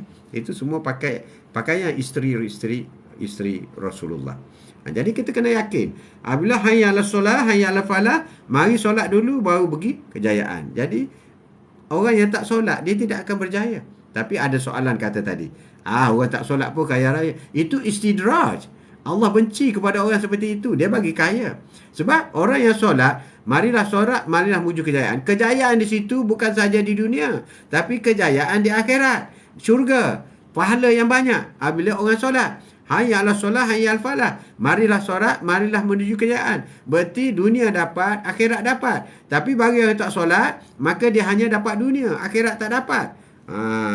Mudah kan tu? Mudah. Tok layak baca khutbah Jumaat sebab suara power. Ada bahagian imam suara tak jelas. Itu kena bagi tahulah. Suara kadang-kadang speaker tu tak jelas. Wak speaker kan. Jadi dari segi soal keyakinan ini, sebab itu ada sinonimnya apabila dikatakan hayya 'alas solah, walaupun itu azan, itu suruhan ilahi. Hayya 'alas solah, hayya 'alal falah. Marilah solat, mari menuju kejayaan. Kejayaan itu dunia dan akhirat. Dunia akhirat. Dan mungkin kau tak dapat dunia, tapi akhirat tentu kau dapat sebab kau solat. Sama juga iyyaka na'budu wa iyyaka nasta'in. Padamulah kami sembah, padamulah kami mohon pertolongan. Jadi kita kena sembah Allah, kita kena solat. Kena solat, kena buat baik, buangkan perkara mungkar. Itu iyyaka na'budu dan wa iyyaka nasta'in. Padamulah kami mohon pertolongan. Dan pada Allah lah kita minta, bukan pada manusia, bukan. Bukan. Ada juga minta manusia, aku minta tolong kau hantar benda ni boleh? Aku minta tolong. Itu ada. Tapi itu asbab saja. Yang pertolongan sebenar ialah daripada Allah Subhanahu Wa Taala. Jadi inilah yang dikatakan yakinnya kita kepada amalan-amalan kita, yakin kepada Allah. Sama juga orang sedekah. Allah dah beritahu orang yang sedekah tidak akan miskin. Tapi kenapa kau takut dia sedekah? Takut duit kau habis. Berarti kau takut miskin. Dalam soal bersedekah, kau tengok contoh bagaimana ahli syurga bersedekah. Orang yang dijamin syurga bersedekah. Cara dia bersedekah. Apabila Rasulullah kata kita memerlukan dana untuk menghadapi satu peperangan Hunain ke apa, maka Saidina Umar bawa harta dia. Rasulullah tanya, ya Umar, berapa banyak kau bawa harta untuk sedekah? Aku bawa separuh daripada harta aku. Separuh aku sedekah, separuh lagi aku tinggal di rumah. Maka datang Saidina Abu Bakar pula, bawa harta dia supaya sedekah. Ya Abu Bakar, mana harta kau yang kau nak sedekah? Ini semua. Berapa banyak ada di rumah? Di rumahku tidak ada lagi harta. Yang ada ialah Allah dengan Rasulullah. Ini bagaimana yakinnya? Dan Saidina Umar, Saidina Abu Bakar tidak pernah miskin. Tidak dalam poin perniagaan. Walaupun dia sedekah semua. Walaupun sedekah semua. Dan Rasulullah, Khadijah tidak pernah miskin. Walaupun dia itu bilioner. Dia sedekah semua. Tidak miskin. Ini jaminan Allah. Jaminan Allah. Orang yang sedekah tidak miskin. Kena yakinlah. Tak yakin itulah. Ada tak yakin. Ya, Sima. Assalamualaikum Tok. Maaf, tertinggal kereta api.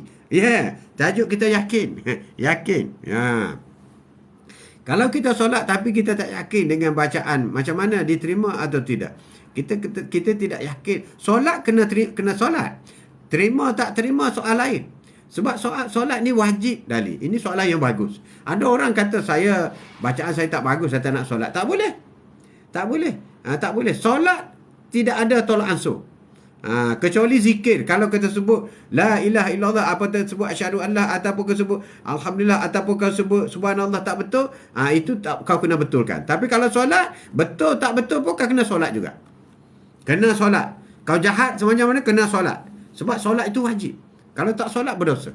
InsyaAllah, dengan solat yang kau lakukan itu akan mengubah hidup kau, meningkatkan iman, ada keinginan untuk belajar, ada keinginan untuk baca Quran, ada keinginan untuk cari ustaz untuk belajar. Sebab dengan kau berusaha untuk solat. Sebab Allah suka kepada orang yang solat. Orang yang solat Allah suka. Lebih-lebih lagi orang solat wajib dah habis dah, dia tumpu pula kepada solat sunat. Dia buat. Walaupun tunggal langgang dia buat. Tapi rukun tu kena ikut lah. Rukun fi'li. Rukun fi'li solat. Rukun fi'li tu ada 6 kan.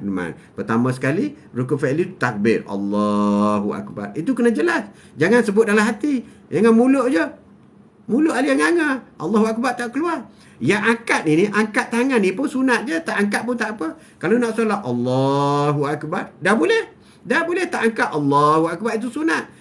Sunat. Jadi rukun fi'linya mulut itu. Mesti Allahu Akbar. Hu Akbar. Jangan Allahu Akbar. Tak boleh. Sebut tak boleh lah. Tak betul. Ni bacaan-bacaan asas ni. Dan bacaan-bacaan ni kena betul lah. Betul lah. Jangan Allahu Akbar. Allahu Akbar. Tak boleh.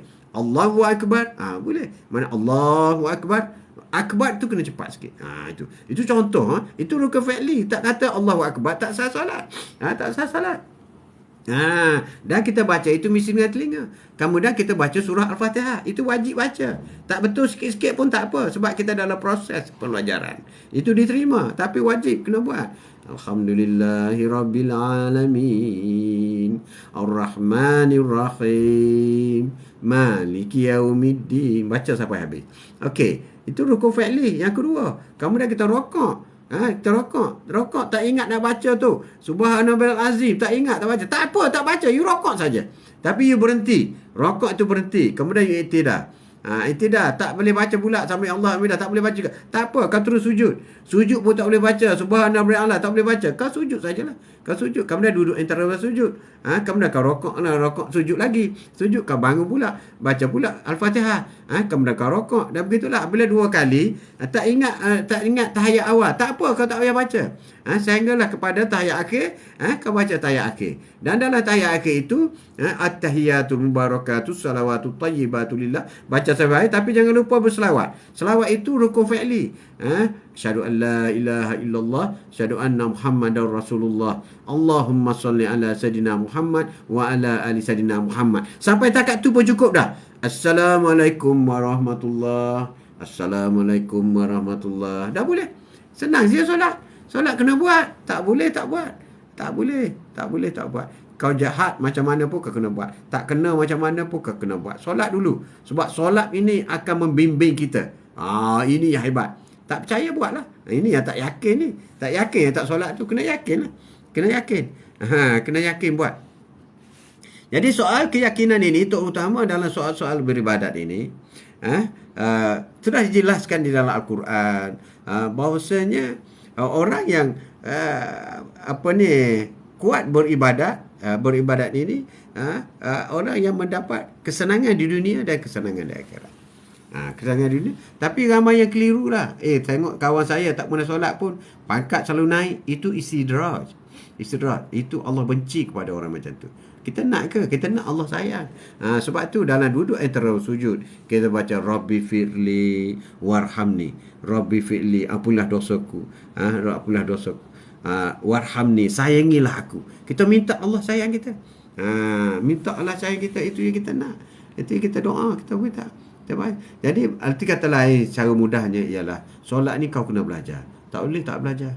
Dalam YouTube banyak, dalam Google banyak. Begitu juga orang yang tak yakin dengan solat-solat sunat. Alah, solat sunat, solat duha. Apalah solat. Orang tak yakin. Tapi bagi orang yakin, solat duha itu akan boleh membimbing dia. 4 rakaat duha, 2 rakaat duha.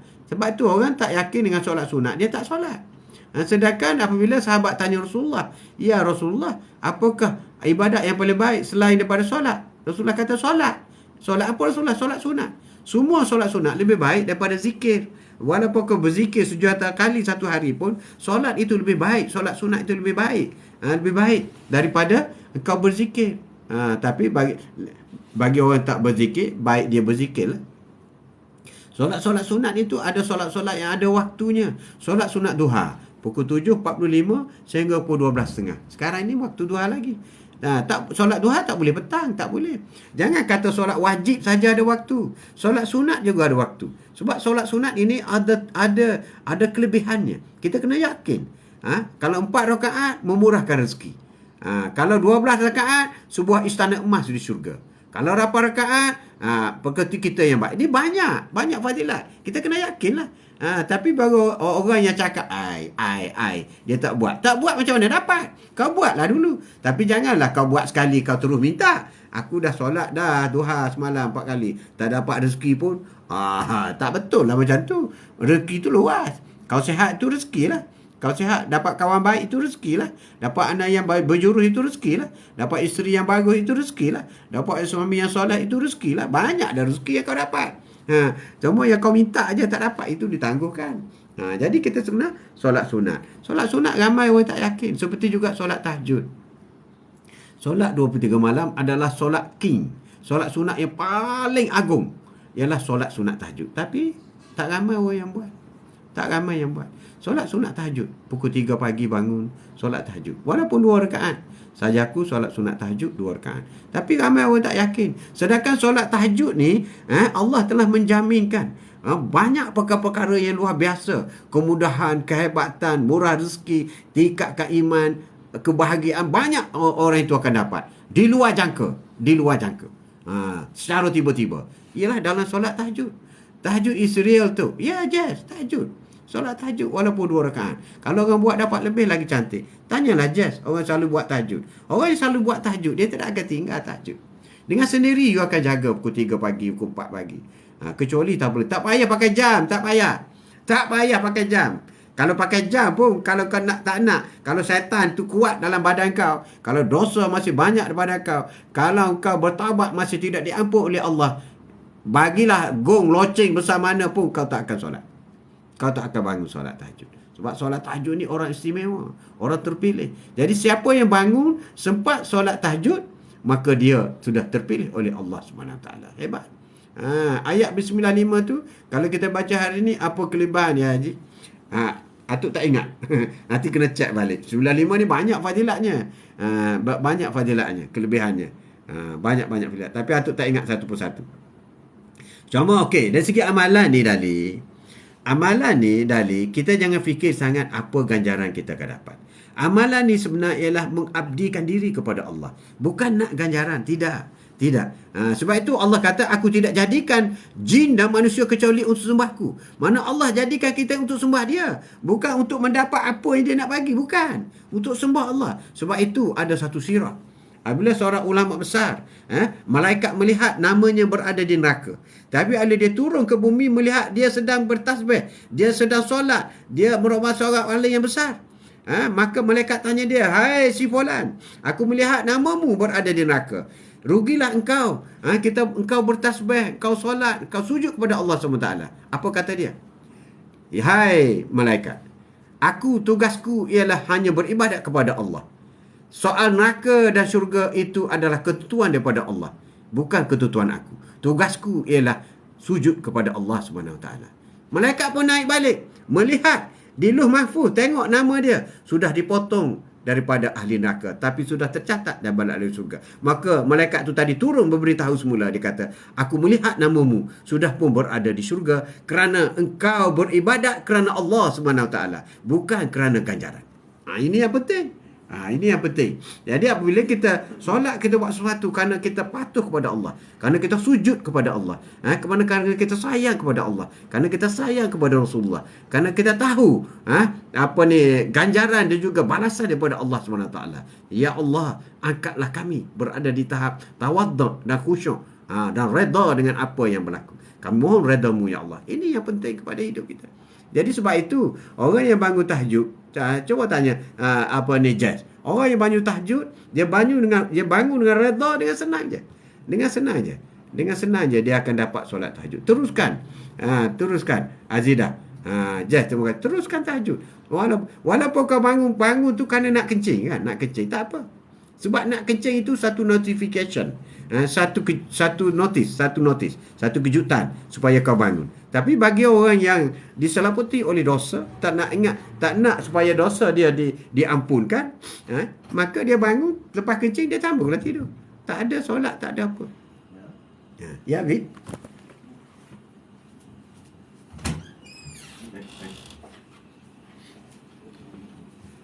Dia bangun kan tak ada apa. Maka dia orang yang rugi. Dia yang rugi. Kita tengok ibu. Tanya. Ya, Marlboro. 5.30 boleh ke? Boleh. Solat tahajud ni asal sebelum azam subuh. Itu waktu tahajud. Waktu tahajud ialah afdalnya 2/3 malam. Ada orang dia kata selepas waktu isyak, selepas pukul 10 malam tu dah boleh tahajud walaupun tak tidur. Ada juga pendapat. Dia. Tapi ada kata kita tidur dulu. Selepas tidur sekejap, nap sekejap, baru kita tahajud. Jadi asalkan sebelum subuh, itu sempat tahajud. Asalkan sebelum azan subuh. Minta Allah selalu bangunkan kita untuk bertahajud. Betul kan? Sebelum tidur minta, ya Allah, bangunkanlah aku untuk bertahajud. Kena minta. Jadi apabila Allah bangunkan kita, kena buatlah tahajud. Nanti kau bohong dengan Allah pula. Ya. Jangan terima saya Allah yang pilih Idah dalam majlis ilmu. Jangan terima dengan saya. Sudah pilih majlis ilmu, ya. Saya terima kasih kerana sahabat yang baik Allah hadirkan saya pada ilmu. Ya, Azidah. Hadir dalam majlis ilmu ni hidayah. Hadir dalam majlis ilmu, hadir berbicara ke perkara-perkara akhirat, perkara-perkara kebaikan. Ini hidayah. Allah yang pilih. Hidayah ini adalah mungkin gerak kerja daripada sahabat kita. Sahabat kita yang baik. Sahabat yang kita baik, dia berkongsi supaya rakan-rakan semua masuk syurga. Jom kita masuk syurga, aku ajak kau. Jom kita pergi dengar Atuk bicara. Jom kita pergi baca Quran. Jom kita pergi masjid. Ini sahabat yang tak boleh ditinggalkan. Walaupun apa yang berlaku. Sebab sahabat ini sahabat sampai ke syurga. Ini yang dikatakan sahabat sampai ke syurga. Ya Wan Muhammad. Semoga Tok panjang umur dan sihat. Bagi memberi tazkirah. Amin. InsyaAllah. Terima kasih. Ya, carrot susu. Haji, saya tunggu Haji dari saya dihalau mertua keluar dari rumah. Saya tunggu Haji dari apa ni? SMPM ni. Saya dihalau mertua keluar dari rumah. Carrot susu. Kenapa dia halau keluar dari rumah? Dalam syurga tu, ingatkan kami semua. Amin. Awan juga kena ingat tu. Ya, amin. Terima kasih. Dalam syurga, kawan-kawan boleh cari tahu. Kawan-kawan yang selalu ajak kita beribadat, kawan-kawan yang selalu ajak kita solat, kawan-kawan yang selalu ajak kita ke masjid, melakukan perkara baik, melakukan sedekah. Dalam syurga nanti apabila dia tengok, dia tak ada. Dia kawan baik kita. Ya Allah, aku nak pergi cari kawan aku, nama si Fulan. Allah izinkan pergi cari. Allah dalam neraka dia. Ya Allah, aku mohon kepadamu, dia tu baik sangat ya Allah, supaya ampunlah dosanya ya Allah. Bawalah dia kepada aku bersama. Boleh? Allah boleh tarik. Boleh. Bukan saja anak boleh tarik ibu, ibu boleh tarik anak masuk syurga. Kawan pun boleh. Ya, Marlboro 5.30 boleh. Tahajud tu boleh, 5.30 boleh. 5.30 asalkan sebelum subuh. Sebelum azan subuh. Kalau Allahu Akbar, tak boleh lah. Kita semua dipermudahkan urusan. Amin. Terima kasih. Sekarang ini Ayah Haji berada di Selangor ataupun di Kelantan. Sekarang di Selangor. Petang ni nak balik Kota Baru. Petang ni nak balik Dali. Allahumma salli ala semua. Amin. Amin. Amin. Terima kasih. Kejayaan saya, kejayaan semua hanyalah taat perintah Allah. Ya, dengan cara Nabi Muhammad SAW. Itulah kejayaan sebenar. Amin. Amin. Jadi kita kena yakin dengan apa yang kita amalkan. Terutama kita katakanlah kita dalam baca surah Al-Ikhlas, surah Al-Ikhlas kita baca 3 kali baca surah Al-Ikhlas, berarti sama dengan pahalanya sama dengan sebuah Al-Quran. Bismillahirrahmanirrahim. Qul huwallahu ahad, Allahus samad, lam yalid wa lam yulad wa lam yakul lahu kufuwan ahad. Bismillahirrahmanirrahim. Qul huwallahu ahad, Allahus samad, lam yalid wa lam yulad wa lam yakul lahu kufuwan ahad. Bismillahirrahmanirrahim. Qul huwallahu ahad, Allahus samad, lam yalid wa lam yulad wa lam yakul lahu kufuwan ahad. Dah pahala sama dengan sebuah Al-Quran. Nak kenal diri sendiri, kena tahu apa itu sifat 20. Kan Ustaz? Cantik. Boleh. Itu cantik. Bagus. Saya doakan Tok istiqamah berdakwah. Moga-moga ada keturunan dan mewarisi ilmu Tok untuk anak cucu. Amin. Terima kasih Wan. Terima kasih Wan. Rasulullah memesan kepada Aisyah. Bagaimana Aisyah, sebelum tidur engkau bacalah sebuah Al-Quran. Engkau dapatkan sebuah Al-Quran. Aisyah kata, kalau nak tidur nak baca sebuah Al-Quran ya Rasulullah. Rasulullah kata, kalau kau nak tidur kau bacalah 3 kali Qul Huwallah, maka kau dapat pahala sama dengan baca sebuah Al-Quran. Itu semua penting kepada kita.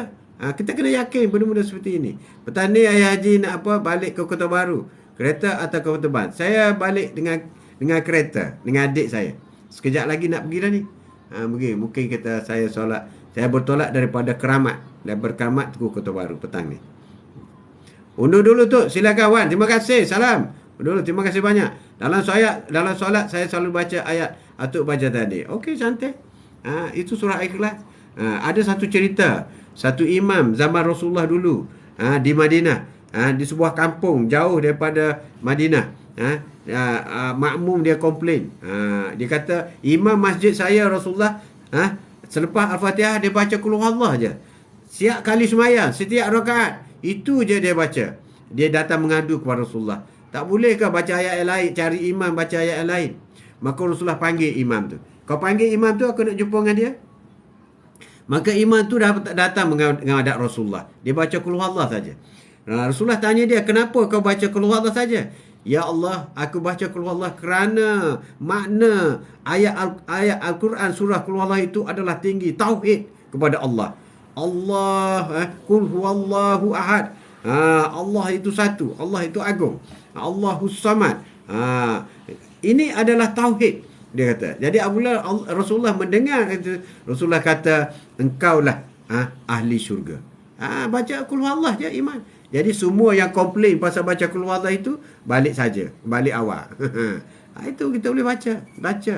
Kita kena yakin dengan apa yang kita baca. Apa yang kita baca, kita akan mendapat manfaat. Itu apa. Jadi tajuk kita hari ini ialah yakin. Yakin, terutama kepada benda yang tidak nampak. Yakin kepada qada daripada Allah Subhanahu Wa Taala. Kita kena yakin ketentuan Allah. Kita kena yakin. Tak boleh tak yakin. Tak yakin berarti umat kita kita tak cukup iman lah. Rukun iman kan 6 perkara. Jadi kalau tak yakin dengan qada dan qada, tak boleh lah. Tak yakin dengan Al-Quran, tak boleh lah. Tak cukup lah iman kita. Kita kena yakin apa yang tercatat dalam Al-Quran, sirah-sirah Al-Quran. Sirah Al-Quran. Untuk amalan jadi panduan kita. Sebab itu Rasulullah, wafat Rasulullah, dia tidak tinggal harta. Rasulullah tidak tinggal istana besar. Buat live dalam TikTok lah semasa ayah haji balik kampung nak lihat. Buat live. Memang buat balik kampung lagi memang buat dalam TikTok lah siap pagi. Tapi kadang-kadang lewat sikit lah sekarang. 9.30 baru start. Agak lewat sikit. Pukul 9, biasa pukul 9 lah. Dalam pukul 9 insya-Allah dah insya-Allah. Jadi kita lihat bagaimana Rasulullah alaihi wasallam begitu menekankan kepada kita kena yakin kepada amal dan ibadat kita. Kalau kita solat, kita baca Quran, kita zikir, sama juga kata zikir. Apabila orang yang berzikir subhanallah, alhamdulillah, wala ilaha illallah, wallahu akbar, la haula wala quwata illa billahil aliyyil azim. Ini zikir. Apabila kita baca 10 kali, dihapuskan dosa kita walaupun dosa kita sebanyak buih di langit. Dan dengan baca la ilaha illallah, Allahu akbar, la haula wala quwata illa billahil azim. Astaghfirullah nazim. Sentiasa istighfar. Itu penting dalam hidup kita. Kita kena buat satu. Dan apabila kita beristighfar, kita bersangka baik dengan Allah, yakin kan? Iaitu Allah ampunkan dosa kita setiap kali kita istighfar. Dan apabila kita beristighfar, astagfirullah, maka dosa kita tidak akan ditunjuk di pada masa nanti. Dihapuskan. Hanya ditunjuk pahala saja. Alhamdulillah. Jadi kita kena ingat apabila dosa yang tidak diampun akan ditunjuk di pada masa nanti. Semua keluarga tengok. Apa yang bapa buat, anak akan tengok. Oh, bapa aku buat kerja ni. Mana-mana dosa yang tidak diampunkan akan didedahkan kepada umum di pada mahsyar nanti. Jadi sebab itu kita kena beristighfar, mohon doa kepada Allah supaya dosa diampunkan. Apabila diampunkan, dosa itu tidak akan ditunjukkan lagi di hadapan khalayak ramai keluarga kita di pada mahsyar nanti. Sebab itu kita kena beristighfar. Takutlah, malulah ditunjukkan depan-depan anak, bini, isteri, cucu. Tengok atuk perangai macam ni, macam budak muda macam ni. Kena beristighfar. Astagfirullahaladzim. Sebab itu Rasulullah juga, orang yang tidak ada dosa dijamin syurga pun beristighfar 70 hingga 1 kali satu hari. Kita orang dosa bertimbun, berlori-lori dosa. Takkan tak nak istighfar? Kita kena istighfar lah. Jadi cukuplah untuk hari ini tazkirah, insya-Allah kita sambung lagi esok dalam masa yang kelapangan dengan tajuk-tajuk yang berbeza. Kita memohon kepada Allah SWT, redha daripada Allah. Kita mohon kepada Allah setiap hari supaya Allah sentiasa memperbaharui syuhada kita. Asyhadu an la ilaha illallah, asyhadu anna Muhammadar Rasulullah. Kita memohon dengan Allah supaya kita selamat sentiasa. Selamat sentiasa. Bagi orang yang berzikir awal pagi berzikir, petang berzikir, banyak fadilatnya. Orang yang sentiasa berzikir pagi sehingga ke petang, maka rezekinya melimpah ruah. Allah akan melindunginya, imannya akan diangkat bertingkat-tingkat, dan Allah bagi redha kepadanya. Allah sayang kepadanya orang yang berzikir. Subhanallah, alhamdulillah, wala ilaha illallah, wallahu akbar, la haula wala quwwata illa billahil aliyyil azim. Dan bagi orang yang bersalawat, Allahumma shalli ala sayyidina Muhammad. Rasulullah kata, apabila ditanya oleh sahabat, ya Rasulullah, siapakah orang yang paling rapat denganmu daripada mahsyar nanti? Rasulullah kata, ialah orang yang paling banyak berselawat kepadaku, dia berada di sebelahku. Jadi siapa yang nak duduk sebelah Rasulullah, banyak-banyaklah berselawat Allahumma salli ala sayyidina Muhammad setiap hari, kerana dia paling rapat. Penting ke duduk rapat dengan Rasulullah? Pentinglah. Sebab duduk rapat dengan Rasulullah ini macam dalam aircon, tempat hidayah, taman-taman syurga. Pentinglah walaupun di pada mahsyar. Kalau kau jauh daripada Rasulullah, kau akan dipanas matahari sejengkal daripada kepala. Itulah. Jangan soal banyak. Semoga kita semua dalam rahmat Allah sentiasa, amin. Terima kasih kerana ilmu Ustaz Kong. Ustaz Kong. Bukan Ustaz Atuk-atuk. Ustaz Kong. Sekian, wabillahi taufiq wal hidayah. Assalamualaikum warahmatullahi taala wabarakatuh. Sallallahu ala Muhammad sallallahu alaihi wasallam. Sallallahu ala Muhammad